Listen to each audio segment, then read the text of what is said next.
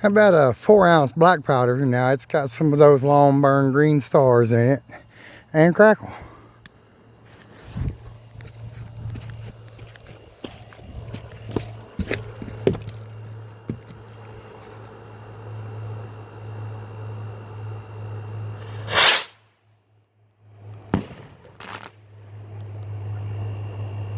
And there go, green.